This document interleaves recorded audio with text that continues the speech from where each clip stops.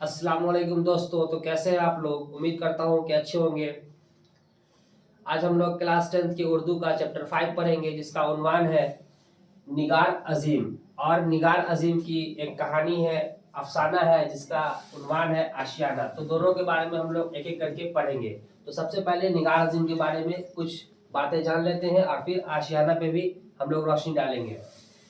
निगार अजीम का एक अफसाना है जिसका नाम है आशियाना। तो सवाल दो तरह से पूछे जाएंगे। पहला कि अफसाना आशियाना के मुसन्निफ कौन है, तो इसका सही जवाब होगा निगार अजीम। या सवाल पूछा जाएगा कि निगार अजीम का कौन सा अफसाना आपके निशान में शामिल है, तो कहेंगे आशियाना। तो दो तरह से सवाल पूछे जाएंगे। अगले सवाल पे चलते हैं कि निगार अजीम का असल नाम क्या है। तो निगार अजीम का असल नाम मलका महर निगार है। निगार अजीम ने उर्दू के साथ साथ दो सब्जेक्ट में भी एमए किया है। तो ये भी सवाल कई बार पूछा जाता है कि एमए जो है निगार अजीम ने किस किस सब्जेक्ट में किया। तो पेंटिंग और ड्राइंग, ये दोनों आपको याद रखना है। इन्होंने उर्दू में भी एमए किया हुआ है।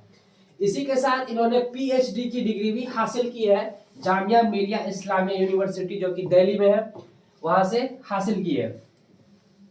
तो सवाल कई बार ये भी आता है कि इन्होंने पीएचडी कहां से किया, तो जामिया मिलिया इस्लामिया से किया।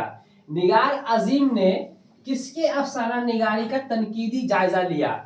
इन्होंने जब पीएचडी किया था तो इनका जो मौजू था ये यही था, सादत हसन मंटू के अफसानवी या अफसाना निगार की तनकीदी जायजा करते हुए इन्होंने पीएचडी अपनी मुकम्मल की। इसके बाद अगले सवाल पे आते हैं कि अफसानों का पहला मजमुआ, निगार अजीम के अफसानों का पहला मजमुआ का क्या नाम है। तो इसका नाम है अक्स, और ये मंजर-ए-आम हुई 1990 में। तो ये आपको याद रखना है, बहुत इंपॉर्टेंट सवाल होने वाला है। ये सवाल को उलट कर भी पूछा जा सकता है कि अक्स किसका अफसानवी मजमुआ है। तो आपको याद रखना है निगार अजीम का अफसानवी मजमुआ है, और ये पहला भी है। इसके अलावा इनका एक और अफसानी मजमुआ है जिसका नाम है गहन, जो कि 1999 में मंजर-ए-आम हुई। इसी के साथ अगले सवाल पे चलते हैं कि निगार अजीम सफरनामा भी लिखती थी। तो इनका एक सफरनामा है जो बहुत ही मकबूल हुआ, फेमस हुआ, इसका नाम है गिर्द आवारगी। तो ये भी आपको याद रखना है। तो ये मोटा मोटी बात निगार अजीम के बारे में है, इससे बाहर नहीं पूछा जाएगा। आप लोग इसको अच्छे से देख ले एक दो बार और नोट भी कर ले।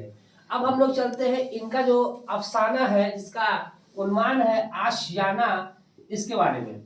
तो इसके हम लोग किरदार को पहले जान लेते हैं कि कौन कौन से किरदार है। अफसाना आशियाना के जो किरदार है, एक है बरकत सिद्दीकी, ये एक मुलाजिम है, सरकारी मुलाजिम, नौकरी करते हैं। और इनकी बीवी है, उनका नाम नहीं दिया हुआ है बुक में। इनका बेटा है सिराज, बरकत सिद्दीकी का बेटा है सिराज, और इरफाना ये सिराज की बीवी है। यहाँ पे दो किरदार और है, अदनान और फरहान, ये सिराज और इरफान के बेटे हैं। और यहीं पे एक किरदार और है रुकैया, रुकैया जो है ये बरकत सिद्दीकी की बेटी है। तो अब हम लोग कहानी को समझते हैं। पहले बरकत सिद्दीकी एक सरकारी मुलाजिम है, नौकरी करते हैं अपने गांव में। इनका बेटा सिराज पढ़ने लिखने के बाद इसको अच्छी नौकरी मिलती है, कहाँ, बेंगलोर में। और फिर इसकी शादी होती है इरफाना नाम की लड़की से। इसी के साथ सिराज इरफाना के साथ बेंगलोर में सेटल हो जाता है। इसके दो बच्चे होते हैं, अदनान और फरहान। बरकत सिद्दीकी और इसकी बीवी अपनी बेटी रुकैया की शादी करवा देते हैं, और ये बहुत ही खुशी से अपने ससुराल में रहती है, गुजर बसर करती है। इसका ज्यादा जिक्र नहीं है। अब हम लोग समझते हैं कि असल बात किस पे है, किस किरदार पे है। तो बरकत सिद्दीकी और इसकी बीवी।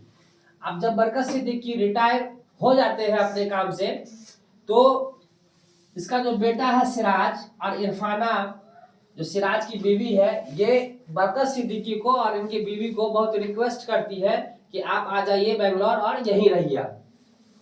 तो इस रिक्वेस्ट पे बरकत सिद्दीकी और इनकी बीवी अपने बेटे बहू के घर चले जाते हैं।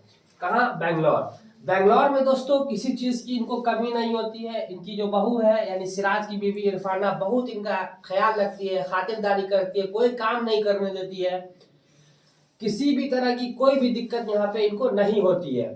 लेकिन धीरे धीरे जब वक्त गुजरता है तो इनको लगता है कि हम लोग यहाँ पे तो मतलब कि कुछ काम ही नहीं कर रहे हैं, बस मेहमान की तरह है, ये हमारा अपना घर नहीं है, ये इनका अपना आशियाना नहीं है। इनको लगता है ना कहीं हम अपने समाज से कट गए हैं।